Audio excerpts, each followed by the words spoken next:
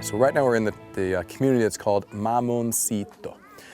We're visiting this one neighborhood within Mamoncito. The folks here tell me that about 25, 30 people live in these about 4 houses here, 4 or 5 houses. And what's of interest to us is that they're lacking something very basic, something we take for granted, which is a bathroom, you know. Here, it's an outhouse. It certainly wouldn't be inside the house.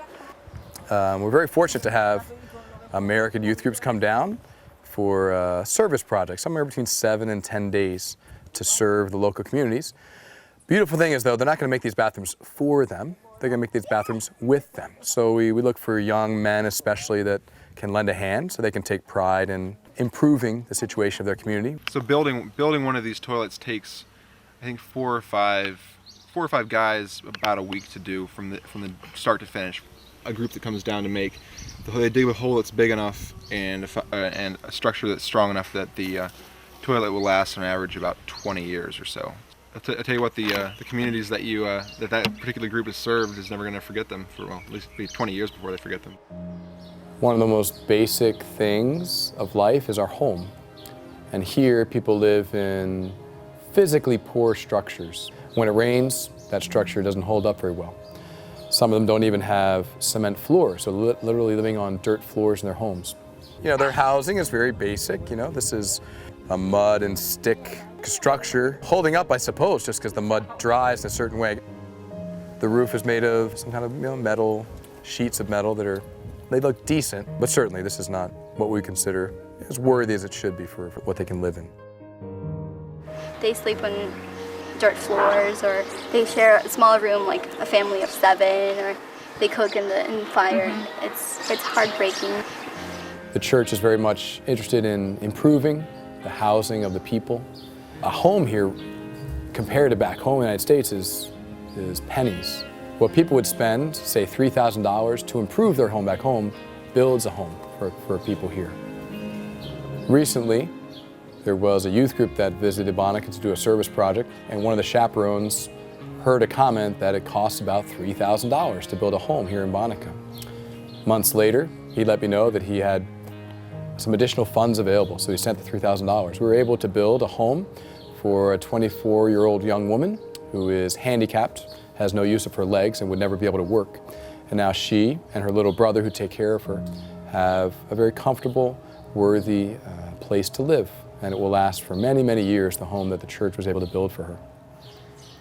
The average daily wage for a worker in Bonica, which would be a farming wage, is 300 pesos a day when you can find a job like that. That translates into $9 a day. For that reason, college is out of reach for most of the students in this area. Those who work hard, graduate from high school, most of them are unable to afford college. College is going to run here only about $1,000 a year, 1,000 US dollars, but that is far beyond 35,000 pesos, is far beyond what many students can acquire by way of work. So the donations that we receive through the Diocese of Arlington, they come directly here. It's very, very direct, very beautiful thing. So people can really know when they give, what they give really goes. And it goes to the people that I meet and serve every day.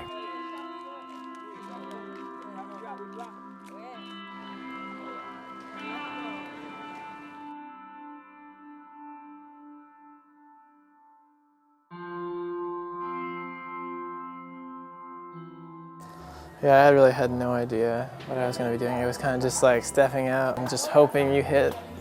But I hit, and I'm here, and it's a lot of fun. And I'm very happy I did. And my friend was like, "You're not going to like it for the first 2 weeks. You're going to hate it." Even with the language difficulties at the beginning, communicating, I liked it from the very start. So if you don't know Spanish, don't worry. You can teach English. You can definitely find a way to help you.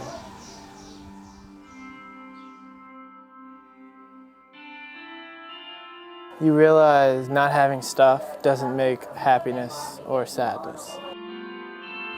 I remember thinking about if I want to go here and being like, oh, what should I do? But at the end of the day, when your trip is done, Like, you really accomplished something. You gave 6 months of your life to God. I just completely gave all to God for 6 months. Went to a third world country, worked for the church. That's just something I did.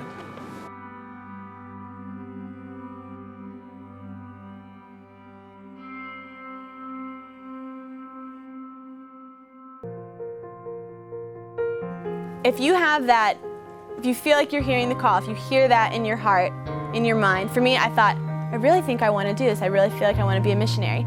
And if you're called to work in some way for God, how can you go wrong? I mean, at the end of the day, I mean, you just realize that, you are doing a good thing, and you're working ultimately for God. So, I mean, you've got the best boss in the world. Community is my favorite thing about Bonica, and that means a lot of different things, like the community of us 6 volunteers plus the 2 priests, and just our closeness and how they function really as fathers down here because we're without our parents down here. Bonica, the favorite thing is how much you have to open and give of yourself to people here. So it's like that idea of opening your heart to the community here and to the people here. Even though it's hard, if you push past it, you're actually going to be going further because you're forcing yourself to give more when it's harder. I would say this is the perfect place to come if you've gone lukewarm in your faith or have grown cold in your faith, because we're just completely saturated in the sacraments here. A lot of us didn't know anyone here before coming out, so we were definitely stepping out of this well-established comfort bubble. We've become great friends. We're definitely going to take this experience not only home with ourselves, but with each other as well. So it is that leap of faith, but if you have that thought, if you have that desire, if you have that drive within you to do that, and it's for something like that, to be a missionary, to serve, you shouldn't hold back, because like I said, it's that leap of faith. God's going to be there, and you can't possibly go wrong. So when we enter into solidarity, loving service of the poor, they change us. God's grace flows through them to us.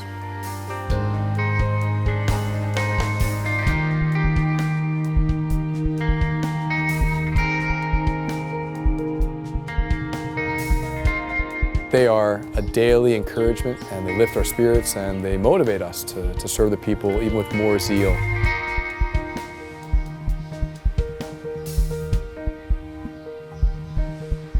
There is a taste of heaven here by way of that sincerity, that detachment from material things, because they are not here. And that is a window into the real happiness which does await us all.